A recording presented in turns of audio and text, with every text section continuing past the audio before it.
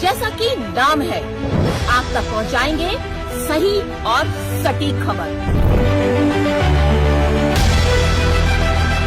जनता की सुननी है और सरकार को सुनानी है। ये है आई ऑफ ट्रुथ। नमस्कार दोस्तों, आप देख रहे हैं आई ऑफ ट्रुथ और मैं हूं आपके साथ अनु जैन रोहतगी। आजकल फिल्म अभिनेत्री और बीजेपी की जो नेता है जयप्रदा एक बार फिर काफी चर्चा में बनी हुई है। और चर्चा में क्यों बनी हुई है, क्योंकि हाल फिलहाल में जयप्रदा ने यूपी के बीजेपी अध्यक्ष जो है, भाजपा के अध्यक्ष, प्रदेश अध्यक्ष हैं पंकज चौधरी से मुलाकात की। काफी लंबी उनकी बातचीत हुई। उसके बाद उन्होंने अपर्णा यादव से भी मुलाकात की। आपको बता दें अपर्णा यादव कौन है, वो मुलायम सिंह की डॉटर इन लॉ है, जिन्होंने भाजपा का दामन थामा था अभी पिछले कुछ समय पहले ही। तो इन दोनों से मुलाकात की और उसके बाद एक बार फिर चर्चाओं का बाजार जो है जबरदस्त गर्म हो गया कि क्या जयप्रदा की वापसी हो रही है, क्योंकि बहुत समय से जयप्रदा बिल्कुल राजनीति के जो हाशिए पे पहुंची हुई थी, राजनीति से दूर थी। लेकिन अचानक उनकी मुलाकात से ये चर्चा होने लगी कि क्या 2027 के चुनाव में बीजेपी जयप्रदा की लोकप्रियता और जो उनकी एक इमेज है, एक फीमेल की जो इमेज है, एक नेता की जो इमेज है, उसको भुनाने के लिए क्या जयप्रदा को रामपुर से दोबारा लड़वा सकती है। जी हाँ, यहाँ रामपुर की बात करें, आजम खान की बात ना करें, ऐसा कैसे हो सकता है। अब आजम खान के बारे में सभी जानते हैं, पिछले काफी समय से उनका जेल में अंदर आना जाना बना हुआ है और इस अंदर बाहर के चलते जाहिर तौर पर रामपुर में जो आजम खान की पकड़ थी, जो कद्दावर नेता थे रामपुर के, वो पकड़ धीरे धीरे खत्म हो रही है। जनता उनसे दूर होती जा रही है, क्योंकि बार बार वो जेल जाते हैं, बाहर आते हैं और आजकल वो जेल में हैं। और आजम खान के जेल जाने से किसी को फायदा हो ना हो, लेकिन लगता है कि अब जयप्रदा इसका पूरा फायदा उठाना चाहती हैं। और चर्चा यही है कि क्या रामपुर से एक बार जयप्रदा चुनाव लड़ने की तैयारी कर रही है आने वाले समय में, जो यूपी में चुनाव है 2027 में। आपको बता दें जयप्रदा ने अपना जो राजनीतिक करियर है वो आंध्र प्रदेश की राजनीति से शुरू किया था, लेकिन उनको सफलता मिली यूपी में आकर, और वो भी यूपी में समाजवादी पार्टी का उन्होंने दामन थामा था। अखिलेश यादव को अपना छोटा भाई बताती है और अखिलेश यादव ने उनको टिकट दिलवाया समाजवादी पार्टी के टिकट पर। वो 2004 से और 2009 का जो इलेक्शन है उन्होंने रामपुर का लड़ा और वो सांसद चुनी गई। उन्होंने लोकसभा का इलेक्शन वहां से लड़ा और वो सांसद चुनी गई। और जब वो उनका इलेक्शन हुआ वहां पे समाजवादी पार्टी के टिकट पे थी, तो वहीं पर रामपुर के जो कद्दावर नेता थे आजम खां, उन्होंने जयप्रदा की काफी मदद की, काफी प्रचार प्रसार किया। और कहा जाता है कि जयप्रदा को जिताने में आजम खान का बहुत बड़ा हाथ रहा। लेकिन कहते हैं ना, राजनीति में सब कुछ हो सकता है। तो जयप्रदा को समाजवादी पार्टी से निकाला दे दिया गया, तो उन्होंने बीच में राष्ट्रीय लोकदल ज्वाइन किया और उसके बाद उन्होंने बीजेपी ज्वाइन कर ली। और जब उन्होंने बीजेपी ज्वाइन की तो उनको भाजपा ने रामपुर से ही आजम खां के अगेंस्ट लड़ने के लिए टिकट दे दिया।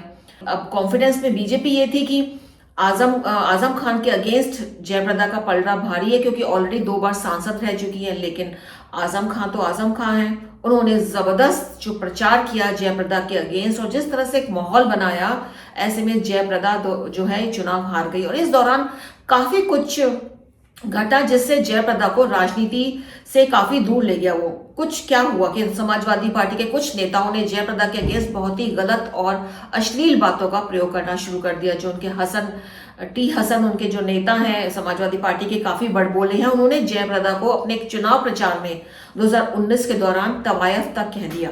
और 2019 के चुनाव प्रचार में आजम खान ने जयप्रदा पर बिलो द बेल्ट वार करते हुए समाजवादी पार्टी के जो मुखिया अखिलेश यादव, उनकी उपस्थिति में बहुत ही अश्लील बात कही। उन्होंने वहां की जनता को संबोधित करते हुए कहा कि मैं तो 10 साल से आपका प्रतिनिधित्व कर रहा हूं, लेकिन मैं उनको 17 दिनों में ही पहचान गया था कि उनके जो अंडरवियर का रंग है वो खाकी है, यानी वो बीजेपी की है। लेकिन उनका कहने का मतलब ये था कि बीजेपी को बिलोंग करती हैं और समाजवादी पार्टी में आपको धोखा देती रही हैं, ये कुछ कहना चाह रहे थे। लेकिन बाद में जब उन पर एफआईआर दर्ज हुई तो वो साफ मुकर गए। उन्होंने कहा कि मैंने तो नाम किसी का नहीं लिया, वो ऐसी मैंने कुछ नहीं किया उनके बारे में। लेकिन सबको पता चल गया था कि उन्होंने जयप्रदा को बहुत ही बिलो द बेल्ट वार किया और इस तरह की टिप्पणी की, जिससे जयप्रदा काफी शुभ थी और मायूस भी थी और उसके बाद वो चुनाव हार भी गई।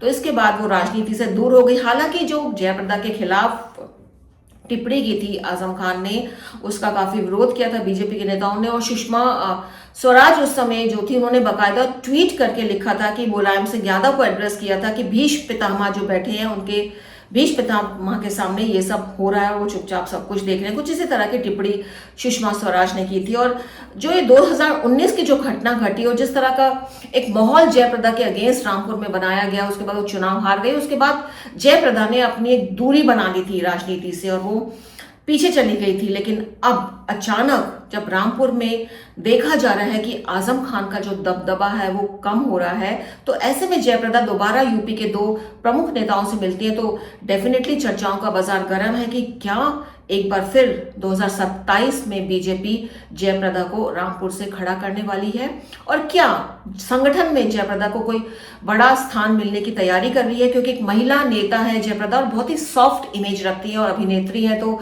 लोग उनके बारे में जानते भी हैं, उनकी सभाओं में भारी भीड़ उमड़ती भी है उनको देखने के लिए। तो ऐसे में बीजेपी क्या जयप्रदा के चेहरे को भुनाना चाहती है, क्या उनको इलेक्शन में खड़ा करना चाहती है, ये चर्चाएं हो रही है। और चर्चा इसलिए भी होती है क्योंकि जयप्रदा जो इतने दिनों से गुमनामी के अंधेरों में थी, बैठी हुई थी, अचानक उन्होंने यूपी के पंकज चौधरी जो बीजेपी के प्रदेश अध्यक्ष है उनसे मुलाकात की, अपर्णा यादव से मुलाकात की जो बीजेपी ज्वाइन कर ली है जिन्होंने, तो और ये मुलाकात काफी लंबी चली। बताया जाता है कि लगभग 6 घंटे तक ये मुलाकात चली। तो जाहिर सी बात है 6 घंटे में जो दो नेता जब मिलेंगे तो कुछ और बातें नहीं करेंगे, कुछ और सीधी राजनीति की बात होगी और राजनीति की बात भी विस्तार से होगी। तो माना यही जा रहा है कि जयप्रदा से शायद इस बात पूछा भी जा रहा हो, उनसे उनकी राय ली जा रही हो कि वो क्या राजनीति में कर सकती हैं, यूपी में चुनाव होने वाले हैं उसमें वो क्या रोल अपना अदा कर सकती हैं। और अगर जयप्रदा कहती हैं कि वो तैयार है लड़ने के लिए तो शायद बीजेपी उन्हें रामपुर से टिकट दे सकती है। यहाँ बीजेपी पूरा फायदा उठाना चाहती है आजम खान क्योंकि जेल में है और पिछले काफी समय से देखा जा रहा है कि जो सिंहासन है रामपुर का वो खिसक रहा है आजम खान के नीचे से, क्योंकि उनकी पूरी फैमिली ही किसी न किसी तरह के आरोप के तहत अंदर बाहर जा रही है जेल से। और ऐसे में जनता भी है वो भी मायूस होती है जब वो देखती है उनका नेता लगातार जेल जा रहा है, तो काम क्या करेगा। अगर वो सांसद चुना भी गया हो तो जेल चला जाएगा तो काम क्या करेगा। और वैसे भी योगी की सरकार है, सबको पता है कि जेल जाकर कोई नेता चला गया तो अपना साम्राज्य वहां से नहीं चला सकता है, वो योगी जी होने नहीं देंगे। तो ऐसे में जो रामपुर का जो माहौल है बदला बदला नजर आ रहा है। आजम खान का जो एक दम था वहां पे, जो कद्दावर नेता माने जाते थे और कहते थे जब उनका काफिला गुजरता था तो शान ही देखने को बनती थी, वो सब धीरे धीरे खत्म हो रहा है। और ये बात की संभावना पूरी हो रही है कि जयप्रदा को रामपुर से चुनाव लड़ाया जा सकता है। तो दोस्तों उम्मीद है हमारा ये प्रोग्राम आपको पसंद आया होगा। कुछ इसी तरह की खबरें हम आपके सामने लेकर आते हैं, विश्लेषण करते हैं कि जब खबर चलती है कि उसके पीछे वजह क्या है, क्यों ये खबर सामने आ रही है, पूरा विश्लेषण करते हैं। तो उम्मीद है ये खबर भी आपको पसंद आई होगी। तो देखते रहिए, बने रहिए हमारे साथ आई ऑफ ट्रुथ के साथ। हमारे चैनल आई ऑफ ट्रुथ को सब्सक्राइब कीजिए यूट्यूब पर, इसे फॉलो कीजिए फेसबुक पर, इंस्टाग्राम पर, ट्विटर पर और कू पर। हमारे चैनल के बारे में फीडबैक देने के लिए हमें मेल कीजिए ioftruth.6@gmail.com पर।